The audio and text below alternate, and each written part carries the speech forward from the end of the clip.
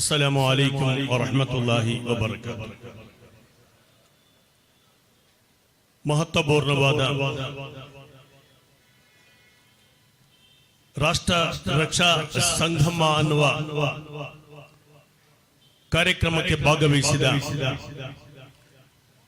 ಎಲ್ಲರಿಗೂ 78ನೆಯ ಸ್ವಾತಂತ್ರ್ಯ ದಿನದ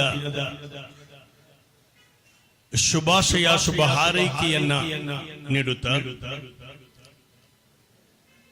ಇದೀಗ ತಾನೇ ಅದ್ಭುತವಾದ ಮಾತುಗಳಿಂದ ಕಡಿಮೆ ಮಾತುಗಳಿಂದ ಉದ್ಘಾಟನೆಯನ್ನು ಮಾಡಿದರೂ ಕೂಡ ಮಾನವನಾಗಿ ಹುಟ್ಟಿದ ಮೇಲೆ ಈ ಸಮಾಜದಲ್ಲಿ ಅವನಿಗಿರುವ ಜವಾಬ್ದಾರಿಗಳ ಬಗ್ಗೆ ಅತ್ಯಂತ ನಿಖರವಾಗಿ ಹೇಳುತ್ತಾ ಉದ್ಘಾಟನೆ ಮಾಡಿದ ಗಣತವೆತ್ತ ಬಹುಮಾನ್ಯರಾದ ನಮ್ಮೆಲ್ಲರ ಆಧ್ಯಾತ್ಮಿಕ ನೇತಾರರು ಜಿಲ್ಲಾ ಹಾಜಿಯೂ ಆದ ಶೇಖುನಾ ತೋಕಾ ಅಹಮದ್ ಮುಸ್ಲಿಯಾರ್ ಈ ಕಾರ್ಯಕ್ರಮದ ಧನ್ಯತೆಗೆ ಬೆರುಗು ನೀಡಿ ದುವಾ ನಿರ್ವಹಿಸಿದ ನಮ್ಮೆಲ್ಲರ ಸಯ್ಯದ್ ಅಮೀರ್ ತಂಗಳ್, ಈ ಕಾರ್ಯಕ್ರಮದ ಸುಸೂತ್ರ ನಿರ್ವಹಣೆಗಾಗಿ ಅಹೋರಾತ್ರಿಯಲ್ಲಿ ಕಷ್ಟಪಟ್ಟ ಇದರ ಕಾರ್ಯಕ್ರಮದ ಸ್ವಾಗತ ಸಮಿತಿ ಚೇರ್ಮನ್ ನಜೀರ್ ಉಳ್ಳಾಲ್, ಹಾಗೆ ಮುಸ್ತಫಲ್ ಫೈಜಿ, ಸ್ವಾಗತ ಅಬೂಬಕರ್, ಹಾಗೂ ಇಲ್ಲಿ ನೆರೆದಂತಹ ಎಲ್ಲ ಮಹನೀಯರು, ಈ ಕಾರ್ಯಕ್ರಮದಲ್ಲಿ ವಿಶೇಷ ಅತಿಥಿಗಳಾಗಿ ನಮ್ಮೊಂದಿಗೆ ಜೊತೆ ಸೇರಿರುವ ವಂದನೀಯ father Victor D'Mello, doctor Gananatha Shetty Ekkaru, ಇನ್ನಿತರ ಎಲ್ಲ ಉಲಮಾ ಉಮರ ನಾಯಕರು, ನೆರೆದಂತಹ ಒಂದು ಅದ್ಭುತವಾಗಿರುವಂತಹ ಒಂದು ಕಾರ್ಯಕ್ರಮ. ಹಿಂದೂಸ್ತಾನ ಅದ್ಭುತವಾದಂತಹ ನಾಗರಿಕತೆ, ಹಿಂದೂಸ್ತಾನ ಜ್ಞಾನ ಪರಂಪರೆಯ ಬೀಡು, ಹಿಂದೂಸ್ತಾನ ಬಹುರೂಪ ಸಂಸ್ಕೃತಿಯ ಬಂಧುತ್ವದ ಬಹುತ್ವದ ಭ್ರಾತೃತ್ವದ ನಾಡು. SYS ಅನ್ನುವಂತಹ ಈ ಒಂದು ಸುನ್ನಿ ಯುವಜನ ಸಂಘ ಇಂದಿನ ಸಂಜೆಯಲ್ಲಿ ಈ ದೇಶಕ್ಕೆ ಸಾರುವ ಅತ್ಯಂತ ಅಮೂಲ್ಯವಾದ ಸಂದೇಶ ಜಾತ್ಯತೀತತೆ ದೇಶದ ಧರ್ಮ ಅನ್ನುವ ಘೋಷಣೆಯಾಗಿದೆ. ಜಾತ್ಯತೀತತೆ ಅನ್ನೋದು ನಮ್ಮ ಈ ಕಾರ್ಯಕ್ರಮದ ಪ್ರಮೇಯವೂ ಆಗಿದೆ. ಹಾಗಿರುವಾಗ ಜಾತ್ಯತೀತತೆಯ ಬಗ್ಗೆ ಅರಿವು ಮೂಡಿಸುವುದು, ಜಾಗೃತಿ ಮೂಡಿಸುವುದು ನಮ್ಮೆಲ್ಲರ ಕರ್ತವ್ಯವೂ ಹೌದು. ಸಮಸ್ತ ಕೇರಳ ಜಮಿಯತುಲ್ ಉಲಮಾ ನಮಗೆ ತೋರಿಕೊಡುವಂತಹ ಅತ್ಯಂತ ಉದಾತ್ತವಾದಂತಹ ಮಾರ್ಗದರ್ಶನವೂ ಆಗಿದೆ. ಸಮಸ್ತ ಈ ದೇಶ ಸ್ವಾತಂತ್ರ್ಯಗೊಳ್ಳುವುದಕ್ಕಿಂತಲೂ ಮೊದಲು ಸ್ವಾತಂತ್ರ್ಯ ಪೂರ್ವದಲ್ಲಿ ಜಾತ್ಯತೀತತೆ ಅನ್ನುವಂತಹ ಆ ಒಂದು ಸುಂದರವಾದಂತಹ ಕಲ್ಪನೆಯನ್ನ ನಮ್ಮ ಮುಂದೆ ಇಟ್ಟಿತ್ತು. 1936ರಲ್ಲಿ ಸಮಸ್ತ ಕೇರಳ ಜಮಿಯತುಲ್ ಉಲಮಾ ಅದರ ಬೈಲೋ ಸಿದ್ಧಪಡಿಸಿದಾಗ and do the needful secular education ಅನ್ನುವ ಒಂದು ವಾಕ್ಯವನ್ನು ಅಲ್ಲಿ ಸೇರಿಸಿತು. ಅದು ಸ್ವಾತಂತ್ರ್ಯ ಪೂರ್ವದಲ್ಲಿ 1976ರಲ್ಲಿ 42ನೆಯ ತಿದ್ದುಪಡಿಯೊಂದಿಗೆ ಈ ದೇಶ ಸೆಕ್ಯುಲರ್ ಅನ್ನುವಂತಹ ಪದವನ್ನು ಜಾರಿಗೆ ತಂದಿತು.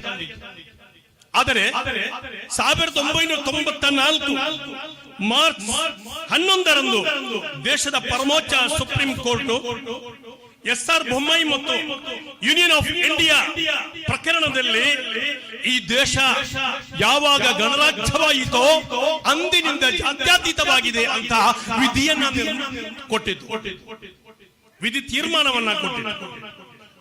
ಇಲ್ಲಿ ನಾವು ಮನವರಿಕೆ ಮಾಡಬೇಕಾದಂತಹ ಒಂದು ಸಂಗತಿ ಏನೆಂದರೆ, ಸಮಸ್ತ ಕೇರಳ ಜಮಿಯತುಲ್ ಉಲಮಾ ಅನ್ನುವಂತಹ ಆ ಭವ್ಯವಾದಂತಹ ಆ ಒಂದು ಸಭೆ ಸ್ವಾತಂತ್ರ್ಯ ಪೂರ್ವದಲ್ಲೇ ಜಾತ್ಯತೀತತೆ ಅನ್ನುವ ಆ ಸಿದ್ಧಾಂತವನ್ನ, ಆ ಕಲ್ಪನೆಯನ್ನ, ಆ ಸಂಕಲ್ಪವನ್ನ ಈ ಜಗತ್ತಿನ ಮುಂದೆ, ಈ ದೇಶದ ಮುಂದೆ ಸಾರಿ ಹೇಳಿದ್ದಾರೆ. ಈ ಉಲಮಾ ಸಮಸ್ತ ಕೇರಳ ಜಮಿಯತುಲ್ ಉಲಮಾದ ಉಲಮಾಗಳು ಈ ಜಗತ್ತಿಗೆ ಸಾರಿದಂತಹ ದೇಶ ಪ್ರೇಮದ, ದೇಶಭಕ್ತಿಯ, ರಾಷ್ಟ್ರ ಪ್ರಜ್ಞೆಯ ಆ ಮೂಲವನ್ನೇ ಅವರು ನಮ್ಮ ಮುಂದಿಟ್ಟಿದ್ದರು. ಮಾತ್ರವಲ್ಲ, ಇಲ್ಲಿ ನಾವು ಮನವರಿಕೆ ಮಾಡಬೇಕು, ಜಾತ್ಯತೀತ ಸಿದ್ಧಾಂತಕ್ಕಾಗಿ ಏನೆಲ್ಲ ಬೇಕು ಅದನ್ನೆಲ್ಲವನ್ನು ಸಮಸ್ತ ಕೇರಳ ಜಮಿಯತುಲ್ ಉಲಮಾ ನೀಡುತ್ತಾ ಇದೆ. ಸಮಸ್ತ ಕೇರಳ ಜಮಿಯತುಲ್ ಉಲಮಾ ಕಲಿಸುವಂತಹ ಮದ್ರಸೆಗಳಲ್ಲಿ ಯಾವಾಗ ನಾವು ನಮ್ಮ ಮಕ್ಕಳಿಗೆ ನಮಾಜನ್ನು ಕಲಿಸುತ್ತೇವೆಯೋ ಅದೇ ಸಂದರ್ಭದಲ್ಲಿ, ಅದೇ ಪ್ರಾಯದಲ್ಲಿ ಹುಬ್ಬುಲ್ ವತನಿ ಮಿನಲ್ ಈಮಾನ್, ಈ ದೇಶವನ್ನ ಪ್ರೀತಿಸುವುದು ನಮ್ಮ ಈಮಾನಿನ ನಂಬಿಕೆಯ ಭಾಗವೆಂದು ಮಕ್ಕಳಿಗೆ ಕಲಿಸಲಾಗ್ತಾ ಇದೆ. ಮಾತ್ರವಲ್ಲ, ಪ್ರತಿ ವರ್ಷ SKSSF ಪ್ರಜಾಪ್ರಭುತ್ವ ದಿನದಂದು ಮಾನವ ಸರಪಳಿ ಅನ್ನುವ ಭವ್ಯವಾದಂತಹ ಕಾರ್ಯಕ್ರಮ ಹಮ್ಮಿಕೊಂಡು ಇಡೀ ಜಿಲ್ಲಾವಾರು ಕೇಂದ್ರಗಳು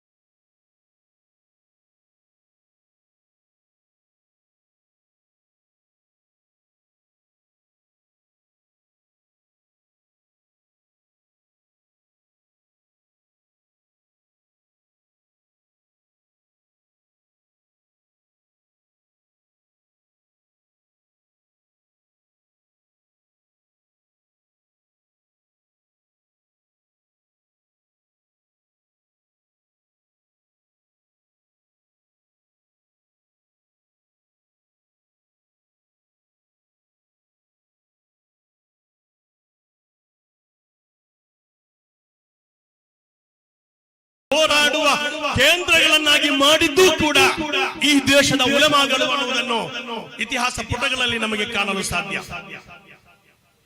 ಸ್ವಾತಂತ್ರ್ಯ ಮೊದಲ ಸಂಗ್ರಾಮದಲ್ಲಿ ಉಲಮಾಗಳು ಎಷ್ಟು ಮಂದಿ ಬಲಿಯಾಗಿದ್ದಾರೆ ಅಂದ್ರೆ 41 years in India ಅನ್ನುವ ಆ ಪುಸ್ತಕದಲ್ಲಿ ಹೆಡ್ಸನ್, ಮೇಜರ್ ಹೆಡ್ಸನ್ ಬರೀತಾರೆ, ಚಾಂದಿನಿ ಚೌಕಿನಿಂದ ಕೈಬರ್ ತನಕ 10,000ಕ್ಕಿಂತಲೂ ಹೆಚ್ಚು ಉಲಮಾಗಳನ್ನು ಮರಗಳಲ್ಲಿ ನೇಣು ಹಾಕಿ ಬಲಿ ತೆಗೆಯಲಾಗಿತ್ತು ಅಂತ ಚರಿತ್ರೆಯಲ್ಲಿ ಮೇಜರ್ ಹೆಡ್ಸನ್ ವಿವರಿಸುತ್ತಾರೆ.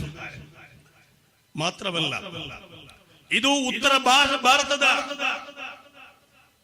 ಸ್ವಾತಂತ್ರ್ಯ ಸಂಗ್ರಾಮದ ಒಂದು ಚಿತ್ರಣವಾದರೆ, ಇನ್ನು ನಮ್ಮ ದಕ್ಷಿಣ ಕೇಂದ್ರದಲ್ಲಿ ಪೋರ್ಚುಗೀಸರಿಂದ ಹಿಡಿದು ಬ್ರಿಟಿಷರ ತನಕ ಹೋರಾಡುವುದಕ್ಕಾಗಿ ಕರೆಯನ್ನ ಕೊಟ್ಟಂತಹ ಮಹನೀಯರಾದ ಉಲಮಾ ನೇತಾರರನ್ನು ನಾವು ನೋಡುತ್ತೇವೆ. ಒಂದನೆಯ ಮಖದೂಮ್ ತಹರೀರ್ ಅಹ್ಲಿಲ್ ಈಮಾನ್, ಸತ್ಯ ವಿಶ್ವಾಸಿಗಳು ಪೋರ್ಚುಗೀಸರ ವಿರುದ್ಧ ಹೋರಾಡಬೇಕೆಂಬ ಸಂದೇಶವನ್ನು ನೀಡಿದರೆ, ಮಖದೂಮ್ ಎರಡನೆಯವರು ತುಹಫತುಲ್ ಮುಜಾಹಿದೀನ್, ಯೋಧರಿಗೆ ಒಂದು ಕೊಡುಗೆ ಅನ್ನುವ ಆ ಪುಸ್ತಕವನ್ನ ರಚಿಸಿದರು. ಕಾಲಿ ಮುಹಮ್ಮದ್ ಫತಹುಲ್ ಮುಬೀನ್ ಅನ್ನುವ ಗ್ರಂಥ ರಚಿಸಿದರೆ, ಸಯ್ಯದ್ ಮಂಬರ ಮಲವಿ ತಗಳರವರು ಸೈಫುಲ್ ಬತಾರ್ ಅನ್ನುವಂತಹ ಅತ್ಯಂತ ಸಮಗ್ರವಾದಂತಹ ಸ್ವಾತಂತ್ರ್ಯಕ್ಕಾಗಿ ಹೋರಾಡುವುದರ ದಿಕ್ಕು ದಿಸೆಯನ್ನು ತೋರುವಂತಹ ಗ್ರಂಥವನ್ನ ರಚಿಸಿದರು. ಸಾಹಿತ್ಯಗಳ ಮೂಲಕ ಉಲಮಾಗಳು ಈ ಮಣ್ಣಿನಲ್ಲಿ ಈ ಮಣ್ಣಿಗಾಗಿ ಹೋರಾಡುವ ಒಂದೊಂದು ದಿಕ್ಕನ್ನು ತೋರಿಸಿದಂತಹ ಸ್ಪಷ್ಟವಾದ, ನಿಖರವಾದ, ಪ್ರಖರವಾದ ದಾಖಲೆಗಳು ಇತಿಹಾಸದಲ್ಲಿ ಇದೆ ಅನ್ನುವುದಾಗಿದೆ.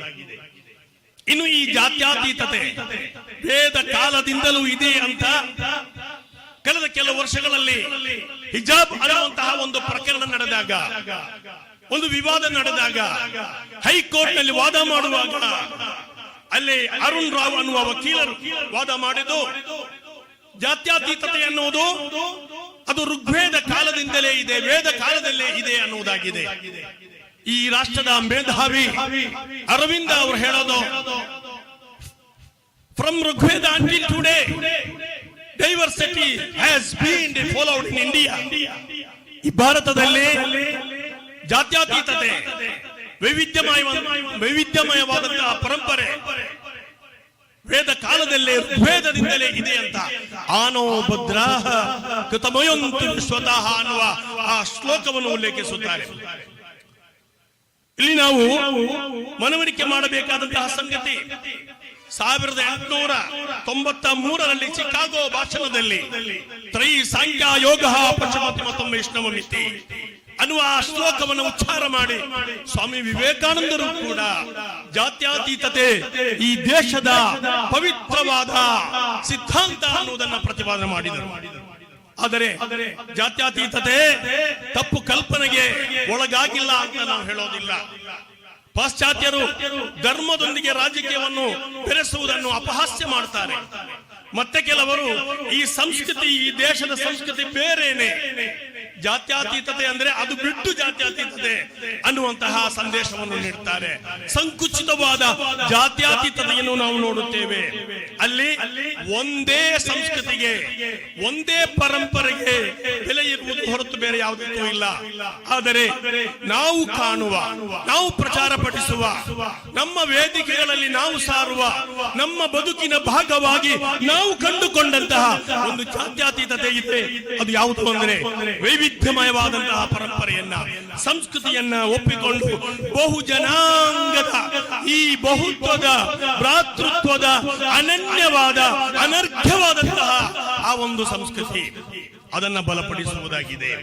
ಎಲ್ಲರನ್ನೂ ಈ ಭಾರತಾಂಬೆಯು ತನ್ನ ಹೃದಯವನ್ನು ತೆರೆದು ಎಲ್ಲರನ್ನೂ ಸೇರಿಸಿಕೊಳ್ಳುವ, ಎಲ್ಲರನ್ನೂ ಒಳಗೊಳ್ಳುವಂತಹ ಆ ಪರಂಪರೆಯ ಜಾತ್ಯಾತೀತತೆ ಇದೆಯಲ್ಲ, ನಮ್ಮ ಸಂವಿಧಾನ ನಮಗೆ ಕೊಟ್ಟಂತಹ the constitution of India has been pursuance of the solemn resolution of the people of India to constitute India into a sovereign, socialist, secular, democratic republic. ಸಾರ್ವಭೌಮ, ಸಮತಾವಾದ, ಜಾತ್ಯಾತೀತ, ಪ್ರಜಾಪ್ರಭುತ್ವ, ಗಣರಾಜ್ಯ, ಈ 5 ಅಂಶಗಳೊಂದಿಗೆ ಈ ದೇಶ ಬೆಳಗಿದೆ ಅನ್ನೋದು ನಮ್ಮ ಸಂವಿಧಾನ ಕೊಟ್ಟದಾಗಿದೆ. ಅದನ್ನ ನಾವು ಎತ್ತಿ ಹಿಡಿಯುತ್ತೇವೆ, ಅದಕ್ಕಾಗಿ ನಾವು ಹೋರಾಡುತ್ತೇವೆ, ಅದಕ್ಕಾಗಿ ನಾವು ಜಾಗೃತಿಯನ್ನ ಮೂಡಿಸುತ್ತೇವೆ ಅನ್ನುವುದಾಗಿದೆ ಈ ಪ್ರಮೇಯದಲ್ಲಿ ನಮಗೆ ಹೇಳಲಿಕ್ಕಿರುವುದು. ಭಾರತ ಬೆಳಗಿರುವುದು ಜಾತ್ಯಾತೀತತೆಯಿಂದ. ಭಾರತ ಇಲ್ಲಿ ಎಲ್ಲ ಅರಾಜಕತೆಯಿಂದ ಹೊರಬಂದದ್ದು ಜಾತ್ಯಾತೀತತೆಯಿಂದ, ಆರ್ಥಿಕವಾಗಿ ಪ್ರಬಲವಾಗಿದ್ದು ಜಾತ್ಯಾತೀತತೆಯಿಂದ. 454 ಸಂಸ್ಥಾನಗಳಿರುವ ಈ ದೇಶವನ್ನು 500ಕ್ಕಿಂತಲೂ ಹೆಚ್ಚು ಬಾವುಟಗಳನ್ನ ಹಿಡಿದು ಪ್ರತಿಯೊಂದು ಸಂಸ್ಥಾನದಲ್ಲಿ ಬೇರೆ ಬೇರೆ ರಾಜರುಗಳು ಅವರ ಆಡಳಿತ ನಡೆಸುತ್ತ ಈ ದೇಶವನ್ನು ಒಂದೇ ಒಂದು ಬಾವುಟದಡಿ, ಅದೇ ತಿರಂಗ, ಅದೇ ತ್ರಿವರ್ಣ ಧ್ವಜ, ಕೇಸರಿ ಬಿಳಿ ಹಸಿರು ಅನ್ನುವ ಈ ಧ್ವಜದಡಿಯಲ್ಲಿ 450 ಪರಿಚ್ಛೇದದ ಸಂವಿಧಾನ ಮೂಲಕ, ಒಂದೇ ಸಂವಿಧಾನ ಮೂಲಕ ಈ ದೇಶವನ್ನು ಕಟ್ಟಿ ಹಾಕಿದರೆ ಅದಾಗಿದೆ ನಮ್ಮ ಜಾತ್ಯತೀತತೆ. ಅದರಲ್ಲಿ ನಾವು ಬಲವಾಗಿ ನಿಲ್ಲಬೇಕಾಗಿದೆ. ಅದುವೇ ಈ ಭಾರತದ ಭವಿಷ್ಯ. ಮಾತ್ರವಲ್ಲ, ಇನ್ನು ಹೀಗಿದ್ದರೂ ಕೂಡ ಕೆಲವೊಂದು ಆತಂಕ, ಗೊಂದಲ ಇಲ್ಲದೆ ಇಲ್ಲ. ಕಾರಣ ಚ್ಯುತಿ ತರುವಂತಹ ಅದು ತಲಾಖ್ ಸಮಸ್ಯೆ ಆಗಿರಬಹುದು, ವಕ್ಫ್ ಟ್ರಿಬ್ಯುನಲ್ ವಿವಾದ ಆಗಿರಬಹುದು. ಅಂತಹ ವಿವಾದಗಳ ಮೂಲಕ ಜನರಲ್ಲಿ ಆತಂಕ ಮೂಡುತ್ತಿರುವಾಗ ಜಾತ್ಯತೀತತೆ ಪ್ರತಿಪಾದನೆ ಮಾಡುವಂತಹ ಆ ಎಲ್ಲರಿಗೂ ಸಮಾನ ಹಕ್ಕು ಅದನ್ನ ಸ್ಥಾಪಿಸುವುದಕ್ಕೋಸ್ಕರ, ಅದನ್ನ ಬಲಪಡಿಸುವುದಕ್ಕೋಸ್ಕರ ನಾವು ಸದಾ ಸಿದ್ಧರಿದ್ದೇವೆ ಅನ್ನುವುದನ್ನು ಕೂಡ ನಾವಿಲ್ಲಿ ಮನವರಿಕೆ ಮಾಡಬೇಕಾಗಿದೆ. ಮಹನೀಯರೇ, ಇಂತಹ ಜಾತ್ಯತೀತ ವ್ಯವಸ್ಥೆ ಇದು ರಾಜರುಗಳ ಕಾಲದಲ್ಲಿ ಇತ್ತು.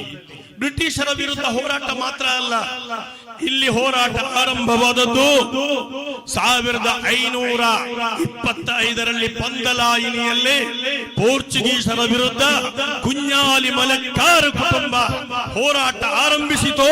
ಅಂದಿನಿಂದ ಆರಂಭಗೊಂಡಿದೆ. ಆ ಆರಂಭದಲ್ಲಿ ಕುഞ്ഞാಲಿ ಮಲಕ್ಕಾರ್ 1ನೇಯವರು, 2ನೇಯವರು, 3ನೇಯವರು, 4ನೇಯ ಮೊಹಮ್ಮದ್ ಅಲಿ ಕುഞ്ഞാಲಿ ಮಲಕ್ಕಾರ್ ಯಾರೊಂದಿಗೆ ಯಾರಿಗಾಗಿ ಯುದ್ಧ ಮಾಡಿದ್ದು? ಸಾಮೂತಿ ರಾಜರಿಗಾಗಿ. ಹಿಂದೂ ರಾಜರುಗಳೊಂದಿಗೆ ಸೇರಿ ಪೋರ್ಚುಗೀಸರ ವಿರುದ್ಧ 80 ವರ್ಷಗಳ ಕಾಲ ಯುದ್ಧ ಮಾಡಿದ ಕುഞ്ഞാಲಿ ಮಲಕ್ಕಾರ್ ಅವರ ನೇತೃತ್ವದಲ್ಲಿ ಇಲ್ಲಿ ಬಂದಂತಹ ಒಂದು ಹೋರಾಟ, ಸುಳ್ಯದಿಂದ ಬಂದ ಹೋರಾಟ 1837ರಲ್ಲಿ ಅದು ನಡೆದಿದ್ದೇ ಆದರೆ 13 ದಿವಸಗಳ ಕಾಲ ಬಾವುಟಗುಡ್ಡೆ, ಪಿಕರ್ನಗಟ್ಟೆ ಕೇಂದ್ರವಾಗಿಸಿ ಆ ಸಾಮ್ರಾಜ್ಯ 13 ದಿವಸ ಬಾಳಿತು. ಅಲ್ಲಿಯೂ ಕೂಡ ಆ ಹೋರಾಟದಲ್ಲಿ ಲಕ್ಷ್ಮಪ್ಪ, ಬಂಗರಸ, ಮಂಜಪ್ಪ, ಪುಟ್ಟ, ಬಸಪ್ಪ, ಗುಡ್ಡೆ, ಮನೆ ಅಪ್ಪ ಇವರೆಲ್ಲರೊಟ್ಟಿಗೆ ಯಾರೆಲ್ಲ ಇದ್ದರೂ ಕೂಡ 1115 ಮಂದಿ ಹೋರಾಟಗಾರರಲ್ಲಿ 8 ಮಂದಿ ಬ್ಯಾರಿಗಳಿದ್ದರು. ಅವರು ಯಾರು ಅಂತ ಕೇಳಿದ್ರೆ ಬೈಕಂಪಾಡಿಯ ಇಸಾಕ್ ಬ್ಯಾರಿ, ಮಮ್ಮು ಬ್ಯಾರಿ, ಶೇಖ್ ಬ್ಯಾರಿ, ಸುಳ್ಯದ ಹುಸೈನ್ ಮೊಹಮ್ಮದ್, ಬಾವುಕುಟ್ಟಿ, ಕೊಟ್ಟತ್ ಕುഞ്ഞಿ, ಬೇಕಲದ ಅಬ್ಬಾಸ್ ಬ್ಯಾರಿ. ಈ 8 ಮಂದಿಯ ಹೆಸರು ಇತಿಹಾಸದ ಪುಟದಲ್ಲಿ ಇದೆ. ಮೊದಲ ಸ್ವಾತಂತ್ರ್ಯ ಸಂಗ್ರಾಮಕ್ಕಿಂತಲೂ ಮೊದಲಾಗಿ ನಡೆದ ಒಂದು ಮಂಗಳೂರಿನ ಅಮರ ಸಂಗ್ರಾಮ ಅನ್ನುವ ಆ ಸಂಗ್ರಾಮವಾಗಿತ್ತು. ಅಲ್ಲಿಯೂ ಕೂಡ ಹಿಂದೂ ಮುಸಲ್ಮಾನರು ಜೊತೆಯಾಗಿ ಒಟ್ಟೊಟ್ಟಿಗೆ ಇದ್ದರು ಅನ್ನುವುದಾಗಿದೆ. ಇನ್ನು ಮೊದಲನೆಯ ಸ್ವಾತಂತ್ರ್ಯ ಸಂಗ್ರಾಮ ಕೂಡ ಹಿಂದೂ ಮುಸಲ್ಮಾನರು ಜೊತೆಯಾಗಿದ್ದರು. ಝಾನ್ಸಿ ರಾಣಿ, ತಾತ್ಯಾ ಟೋಪೆ ಮುಂತಾದ ವೀರ ಯೋಧರು ಅವರು ದೆಹಲಿಯ ಸಿಂಹಾಸನದಲ್ಲಿ ಕೂರಿಸಿದ್ದು ಬಹದ್ದೂರ್ ಶಾ ಸಫರ್ನು ಆಗಿದ್ದರು. ಬಹದ್ದೂರ್ ಶಾ ಸಫರ್ನು ಅವರು ದೆಹಲಿಯ ಸಿಂಹಾಸನದಲ್ಲಿ ಕೂರಿಸಿ ಶಾಹೇ ಹಿಂದೂಸ್ತಾನ್ ಅನ್ನುವಂತಹ ಬಿರುದನ್ನು ಕೊಟ್ಟು ದೇಶದಲ್ಲಿ ಬ್ರಿಟಿಷರ ವಿರುದ್ಧ ಹೋರಾಡುವ ಆ ಒಂದು ರಣರಂಗಕ್ಕೆ ಅವರು ಇಳಿಯುತ್ತಾರೆ. ಆದ್ದರಿಂದ ಮಹನೀಯರೇ, ಇಲ್ಲಿ ನಮಗೆ ಮನವರಿಕೆ ಮಾಡಲು ಸಾಧ್ಯವಾಗುವುದು ಅದು ಮೊದಲನೆಯ ಸ್ವಾತಂತ್ರ್ಯ ಸಂಗ್ರಾಮದಲ್ಲಿ ಆಗಿದ್ದರೂ ಕೂಡ ಈ ದೇಶಕ್ಕಾಗಿ ಹೋರಾಡುವ ಸಮಯದಲ್ಲಿ, ಹೋರಾಟದ ವೀದಿಯಲ್ಲಿ, ರಣರಂಗಣದಲ್ಲಿ ಜಾತ್ಯತೀತತೆ ಅಂದ್ರೆ ಹಿಂದೂ ಮುಸಲ್ಮಾನರು ಈ ದೇಶದ ಎಲ್ಲರೂ ಕೂಡ ಜೊತೆಯಾಗಿ ಒಂದಾಗಿ ನಿಂತಿದ್ದರು ಅನ್ನುವುದು ಸತ್ಯವಾಗಿರುವಂತಹ ನೈಜ ಘಟನೆಗಳಾಗಿವೆ ಅನ್ನೋದನ್ನು ಕೂಡ ನಾವಿಲ್ಲಿ ಮನವರಿಕೆ ಮಾಡಬೇಕಾಗಿದೆ. ಬಹದ್ದೂರ್ ಶಾ ಸಫರ್ ಅವರ ನೀರಿಗಾಗಿ ಹಾತೊರೆಯುವಾಗ ಅವರ ಮುಂದೆ 3 ಮಕ್ಕಳಾದ ಮಿರ್ಜಾ ಗುಲಾಂ, ಮಿರ್ಜಾ ಅಬೂಬಕರ್, ಮಿರ್ಜಾ ಖಿಲರ್ 3 ಮಕ್ಕಳ ರುಂಡವನ್ನು ಕತ್ತರಿಸಿ ಬಟ್ಟಲಿಟ್ಟು ರಕ್ತ ಸಿಕ್ತ ತಲೆಗಳನ್ನ ಕೊಟ್ಟಾಗ ಬಹದ್ದೂರ್ ಶಾ ಅವರು ಎದೆಗುಂದಲಿಲ್ಲ. ಬರ್ಮಾಕ್ಕೆ ಅವರನ್ನ ಗಡಿಪಾರು ಮಾಡಿದರು. ಅಲ್ಲಿಯೂ ಕೂಡ ಅವರು ಹೆದರಲಿಲ್ಲ, ಅವರು ಬೆದರಲಿಲ್ಲ. ಕಟ್ಟ ಕಡೆಗೆ ಕೊನೆಯು ಸುರಿಯುವಾಗ ಅವರಿಗೆ ಬೇಸರವಾಯಿತು. ಅವರು ಹೇಳ್ತಾರೆ, ಹೇ ಸಫರ್ ಬಹಾದೂರ್, ಕಿತ್ನಾ ಬದ್ನಸೀಬ್ ಹೈ ತೋ, ಎಂತಹ ಒಂದು ದುರದೃಷ್ಟ, ಯಾವ ದೇಶಕ್ಕಾಗಿ ನೀನು ಹೋರಾಡಿದ್ದೀಯೋ, ಆದರೆ ಈ ದೇಶ ಬಿಟ್ಟು ಹೊರ ದೇಶದಲ್ಲಿ ಬರ್ಮಾದಲ್ಲಿ ಬಂದಿದ್ದೀಯಾ, ಮರೆತೋ ಮರೋ, ಸಾಯುವುದಾದರೆ ಸತ್ತು ಬಿಡು, ಜಿಯೇತೋ ಜಿಯೋ, ಬದುಕುವುದರ ಬದುಕಿಕೋ, ಆದರೆ ಕಬೀಬಿ ಆಜಾದಿ ಬುನಾಯಿ ಹೈ. ಈ ದೇಶದಲ್ಲಿ ಖಂಡಿತ ಒಂದಲ್ಲ ಒಂದು ದಿನ ಸ್ವಾತಂತ್ರ್ಯ ಬಂದೇ ಬರುತ್ತೆ. ಇಲ್ಲಿ ನಾವು ಮನವರಿಕೆ ಮಾಡುವ ಸಂಗತಿ ಏನೆಂದರೆ, ಮೊದಲನೆಯ ಸ್ವಾತಂತ್ರ್ಯ ಸಂಗ್ರಾಮದಲ್ಲಿಯೂ ಕೂಡ ಎಲ್ಲರೂ ಜೊತೆಯಾಗಿ ಒಂದಾಗಿ ನಿಂತಿದ್ದರು. ಧರ್ಮಗಳ ಭೇದಗಳಿರಲಿಲ್ಲ. ಒಂದು ಧರ್ಮದವರು ಮಾತ್ರ ಸಂಗ್ರಾಮಕ್ಕಾಗಿ ಇಳಿದದ್ದಲ್ಲ, ಎಲ್ಲರೂ ಕೂಡ ಈ ದೇಶಕ್ಕಾಗಿ ಸ್ವಾತಂತ್ರ್ಯಕ್ಕಾಗಿ ಹೋರಾಡಿದ್ದಾರೆ. ನೇತಾಜಿಯವರು ಜರ್ಮನಿಗೆ ಹೋದಾಗ ಅಲ್ಲಿ ಸೈನ್ಯವನ್ನು ಕಟ್ಟುತ್ತಾ ಇರುವಾಗ ಈ ದೇಶದ ಒಬ್ಬ ಹುಡುಗ ಅಲ್ಲಿ ಹೋಗಿದ್ದ. ಅವರು ಇಂಜಿನಿಯರ್ ಕೋರ್ಸ್ ಅನ್ನ ಅಲ್ಲಿ ಕಲಿತಾ ಇದ್ರು ಜರ್ಮನಿಯಲ್ಲಿ.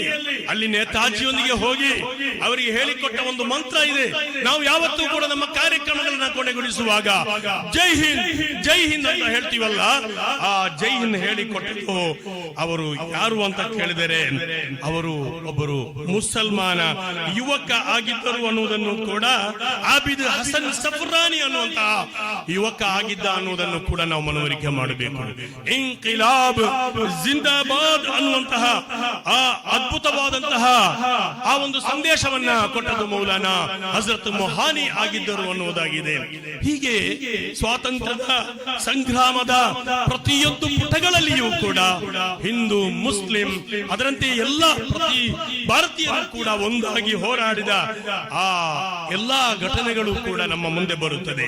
ಆದ್ದರಿಂದ ಇಲ್ಲಿ ನಮಗೆ ಮನವರಿಕೆ ಮಾಡಲು ಸಾಧ್ಯವಾಗುವುದು ಜಾತ್ಯತೀತತೆ ಎನ್ನುವುದು ಆ ಸಂಗ್ರಾಮ ಭೂಮಿಯಲ್ಲೇ ರಕ್ತಸಿಕ್ತ ಅಧ್ಯಾಯಗಳಲ್ಲಿ ಬೆಳೆದಂತಹ ಒಂದು ಮರ. ಈ ದೇಶದಲ್ಲಿ ಅದನ್ನು ಇಲ್ಲವಾಗಿಸಲು ಯಾರಿಗೂ ಸಾಧ್ಯವಿಲ್ಲ ಅನ್ನುವುದಾಗಿದೆ. ಈ ಮಣ್ಣಿಗೆ ಒಂದು ಶಕ್ತಿ ಇದೆ, ಆ ಶಕ್ತಿ ಮುಂದೆ ತೆಗೆದುಕೊಂಡು ಹೋಗುತ್ತದೆ. ಜಾತ್ಯತೀತತೆ ಅಲ್ಲದ ಯಾವುದೇ ಸಿದ್ಧಾಂತಕ್ಕೆ ಗುರಿಗಾಳವಿಲ್ಲ ಅನ್ನುವುದನ್ನು ಕೂಡ ಈ ಘಟನೆಯಲ್ಲಿ ನಮಗೆ ಮನವರಿಕೆ ಮಾಡಲು ಸಾಧ್ಯ. ನೋಡಿ, ನೀವು ಗಾಂಧೀಜಿಯವರು ಹಾಡು ಹೇಳಿದರು, ರಘುಪತಿ ರಾಘವ ರಾಜಾರಾಮ್ ಪತಿತ ಪಾವನ ಸೀತಾರಾಮ್. ಪಕ್ಕದಲ್ಲಿರುವ ಅಲ್ಲಾಮಾ ಇಕ್ಬಾಲ್ ಹೇಳ್ತಾರೆ, ರಬ್ಬಯ್ಯ ಆತಿ ಹೈ ದುಆ ಬಂಕಿ ತಮನ್ನಾ ಮೇರಿ जिंदगी शम्ह की सूरत है खुदा या मेरी. ಗಾಂಧೀಜಿಯವರು ಒಂದು ಕಡೆಯಿಂದ ಎಲ್ಲರಿಗೂ ಸನ್ಮತಿ ಒಳಿತಾಗಲಿ ಅಂತ ಪ್ರಾರ್ಥನೆ ಮಾಡುವಾಗ, ಮತ್ತೊಂದು ಕಡೆಯಿಂದ ಇಕ್ಬಾಲ್ ಅಲ್ಲಾಮಾ ಇಕ್ಬಾಲ್ ನನ್ನ ಪ್ರಾರ್ಥನೆಯು ಹೃದಯದೊಳಗಿಂದ ತುಟಿಗಳಲ್ಲಿ ಬರುವಾಗ, ಹೃದಯದಿಂದ ತುಟಿಗಳ ಮೇಲೆ ಬರುವಾಗ ಈ ಭಾರತ ಬೃಂದಾವನವಾಗಲಿ, ವೈವಿಧ್ಯಮಯ ಭಾರತ ಬೃಂದಾವನವಾಗಲಿ ಅನ್ನುವ ಆ ಮಂತ್ರವನ್ನು ಜಪಿಸುತ್ತಾರೆ. ಆ ಹಾಡನ್ನು ಈ ಜಗತ್ತಿಗೆ ಸಾರೇ ಜಹಾನ್ ಸೆ ಅಚ್ಚಾ ಹಿಂದೂಸ್ತಾನ್ ಹಮಾರಾ ಅನ್ನುವ ಸಂದೇಶವನ್ನು ಕೊಟ್ಟಂತೆ ಈ ಜಗತ್ತಿನಲ್ಲಿ, ಈ ದೇಶದಲ್ಲಿ ಜಾತ್ಯತೀತತೆಯ ಅನನ್ಯವಾದಂತಹ ಆ ಧ್ವನಿಗಳು, ಆ ಅಮರ ಧ್ವನಿ ಅಮರವಾಗಲಿದೆ ಅನ್ನುವುದನ್ನು ಕೂಡ ನಾವು ಮನವರಿಕೆ ಮಾಡಬೇಕಾಗಿದೆ. ನನ್ನ ಮಾತನ್ನು ನಾನು ಕೊನೆಗೊಳಿಸುವಾಗ, ಇದು ಸ್ವಾತಂತ್ರ್ಯ ಸಂಗ್ರಾಮದಲ್ಲಿ ಮಾತ್ರ ಅಲ್ಲ, ಸ್ವಾತಂತ್ರ್ಯದ ನಂತರ ಕೂಡ ಬ್ರಿಗೇಡಿಯರ್ ಉಸ್ಮಾನ್ ರವರೊಂದಿಗೆ ಕೇಳಿದರು, ನಿಮಗೆ ನೀವು ಪಾಕಿಸ್ತಾನಕ್ಕೆ ಬನ್ನಿ. ಆವಾಗ ಅವ್ರು ಹೇಳಿದ್ದು, ಯಾವುದೇ ಅಧಿಕಾರ ನನಗೆ ಬೇಡ, ನಾನು ಭಾರತದಲ್ಲಿ ಉಳಿಯುತ್ತೇನೆ, ಭಾರತ ನನ್ನ ಭೂಮಿ, ನನ್ನ ಪವಿತ್ರ ಭೂಮಿ ಅಂತ. ಅದೇ ರೀತಿ ಪಾಕಿನೊಂದಿಗೆ ಹೋರಾಡುವಾಗ ಬಾಂಬನ್ನ ಕೈಯಲ್ಲಿ ಹಿಡಿದು ಪಾಕಿನ ಟ್ಯಾಂಕರ್ ಮೇಲೆ ಹಾರಿದಂತಹ ಹಾವಿಲ್ದಾರ್ ಬ್ರಿಗೇಡಿಯರ್ ಅಬ್ದುಲ್ ಹಮೀದ್ ಈ ದೇಶಕ್ಕಾಗಿ ಪ್ರಾಣ ಕೊಟ್ಟ. ಅದೇ ರೀತಿ 1965ರಲ್ಲಿ ಚೀನಾ ವಿರುದ್ಧ ಹೋರಾಡುವಂತಹ ಸಂದರ್ಭದಲ್ಲಿ ಇಲ್ಲಿ ಏನು ಬೆಳೆದಾದ ಈ ದೇಶ, ಸಂಪತ್ತು ಇರಲಿಲ್ಲ, ಸೈನ್ಯ ಇರಲಿಲ್ಲ, 5,000 ಕೆಜಿ ಬಂಗಾರವನ್ನು ಈ ದೇಶಕ್ಕಾಗಿ ಕೊಟ್ಟಂತಹ ಹೈದರಾಬಾದಿನ ನಿಜಾಮ ಮೀರ್ ಉಸ್ಮಾನ್ ಅಲಿ ಅನ್ನುವಂತಹ ವ್ಯಕ್ತಿ 1965ರಲ್ಲಿ ಅಂತಹ ಪವಿತ್ರವಾದಂತಹ ಒಂದು ವ್ಯವಸ್ಥೆ ಜಾತ್ಯತೀತತೆಗಾಗಿ ಈ ಭಾರತಕ್ಕಾಗಿ ಮಿಡಿದಂತಹ ಹೃದಯಗಳು ಇದೆಲ್ಲವೂ ಕೂಡ ನಮ್ಮ ಹಿಂದೆ ಇದೆ. ಆದ್ದರಿಂದಲೇ ನಮ್ಮ ಹಿನ್ನೆಲೆಗಳು, ನಮ್ಮ ಚರಿತ್ರೆಗಳು, ನಮ್ಮ ಇತಿಹಾಸಗಳು ಅದನ್ನು ಹೇಳುತ್ತಾ ಇದೆ. ಕಡೆಗೆ ಒಂದನ್ನು ಕೂಡ ನಾನು ನೆನಪಿಸುತ್ತೇನೆ. ಮೈಸೂರಿನ ಆಳಿದಂತಹ ನಾಲ್ವಡಿ ಕೃಷ್ಣರಾಜ ಒಡೆಯರ್ ಅವರ ಆ ಅರಮನೆಯ ಪಕ್ಕದಲ್ಲಿ ಒಂದು ಮಂದಿರ, ಒಂದು ಮಸೀದಿಯನ್ನು ನಿರ್ಮಾಣ ಮಾಡಲಾಗುತ್ತೆ. ಆ ಮಸೀದಿಯ ಉದ್ಘಾಟನೆಗೆ ನಾಲ್ವಡಿ ಕೃಷ್ಣರಾಜ ಒಡೆಯರು ಬಂದು ಉದ್ಘಾಟನೆಯನ್ನ ಮಾಡುತ್ತಾರೆ.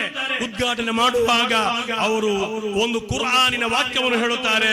ಉತ್ಲು ಮಾ ಊಹಿಯ ಇಲೈಕ ಮಿನಲ್ ಕಿತಾಬ್ ವಾಕಿಮಿಸ್ ಸಲಾತ್ ಇನ್ನ ಸಲಾತ ತನ್ಹಾ ಅನಿಲ್ ಫಹಶಾಯಿ ವಲ್ ಮುನ್ಕರ್. ಈ ಕುರ್ಆನಿನ ವಾಕ್ಯವನ್ನು ಹೇಳುತ್ತಾ ನಮಾಜ್ ಮಾಡಿ, ನೀವು ನಮಾಜ್ ಕೆಟ್ಟದನ್ನು ತಡೆಯುತ್ತದೆ ಅನ್ನುವ ಆ ವಾಕ್ಯವನ್ನು, ಕುರ್ಆನಿನ ಆ ಒಂದು ಸೂಕ್ತವನ್ನು ಹೇಳಿ ಮಸೀದಿಯನ್ನ ಉದ್ಘಾಟನೆ ಮಾಡಿದ್ದಾರೆ. ಇದಾಗಿದ್ದ 1922ರಲ್ಲಿ ನಾಲ್ವಡಿ ಕೃಷ್ಣರಾಜ ಒಡೆಯರು. ಇಂತಹ ಪವಿತ್ರವಾದ ಸಂಬಂಧಗಳು, ಒಡಮೂಡಿದಂತಹ ಜಾತ್ಯತೀತತೆಯ ಬೇರುಗಳು, ನೆಲೆಗಳು, ಅದನ್ನು ನಾವು ಕಂಡುಕೊಳ್ಳಬೇಕಾಗಿದೆ. ಆದ್ದರಿಂದಲೇ ಇಂದುವಾಗಲಿ ಓಂ ಸಹನಾವವದು ಓ ಸಹನೌ ಭುವಕ್ತು ಸಹ ವೀರ್ಯಂ ಕರವಾವಹಿ ಮಾ ವಿದ್ದುಷಾವಹಿ. ದ್ವೇಷ ಬೇಡ ಅಂತ ಪ್ರಾರ್ಥನೆ ಇರುವಾಗ ಇರ್ಹಮು ಮನ್ ಫಿಲ್ ಅರ್ದ್ ಯರ್ಹಮುಕುಂ ಮನ್ ಫಿಸ್ ಸಮಾ ಅನ್ನುವಂತಹ ಪವಿತ್ರ ಪ್ರವಾದಿಯ ಸಂದೇಶ ಎಲ್ಲರಿಗೂ ಕರುಣೆ ತೋರಿ ಅನ್ನುವಾಗ ಲಾ ಯನ್ಹಾಕುಮುಲ್ಲಾಹ್ ಅನಿಲ್ಲದಿನ ಲಂ ಯುಕಾತಿಲುಕುಂ ಫಿದ್ದೀನ್ ವಲಂ ಯುಖ್ರಿಜುಕುಂ ಮಿನ್ ದಿಯಾರಿಕುಂ ಅನ್ ತಬರ್ರುಹುಂ ವ ತುಕ್ಸಿತು ಇಲೈಹಿಂ ಇನ್ನಲ್ಲಾಹ ಯುಹಿಬ್ಬುಲ್ ಮುಖ್ಸಿತೀನ್. ನ್ಯಾಯ ಪಾಲನೆ ಮಾಡಿ ಅನ್ನುವ ಸಂದೇಶವನ್ನು ಸಾರುವ ಪವಿತ್ರ ಕುರ್ಆನ್, ಎಲ್ಲರೊಂದಿಗೂ ಜೊತೆಯಾಗಿ ನಿಲ್ಲಿ ಅನ್ನುವಂತಹ ಆ ಪವಿತ್ರ ಕುರ್ಆನ್, ನಿಮ್ಮೊಂದಿಗೆ ಸಹಕರಿಸುವ, ಪ್ರೀತಿ ತೋರುವವರೊಂದಿಗೆ ಪ್ರೀತಿ, ಹೊಂದಾಣಿಕೆಯೊಂದಿಗೆ, ಸೌಹಾರ್ದತೆಯೊಂದಿಗೆ ಬಾಳಿ ಅಂತ ಕುರ್ಆನ್ ಹೇಳ್ತಾ ಇದೆ. ಈ ಸಂದೇಶವೇ ನಮಗೆ ಜಾತ್ಯತೀತತೆಗೆ ಬಲವಾದ ಅಡಿಪಾಯ ಅಂತ ಹೇಳುತ್ತಾ ಈ ಪ್ರಮೇಯ ಮಾತಿನಲ್ಲಿ ಜಾತ್ಯತೀತತೆಯೇ ಈ ಭಾರತದ ಧರ್ಮ ಅಂತ ಹೇಳುತ್ತಾ ನನ್ನ ಮಾತಿಗೆ ವಿರಾಮ ಬಯಸುತ್ತೇನೆ. ಜೈ ಹಿಂದ್, ಜೈ ಭಾರತ್.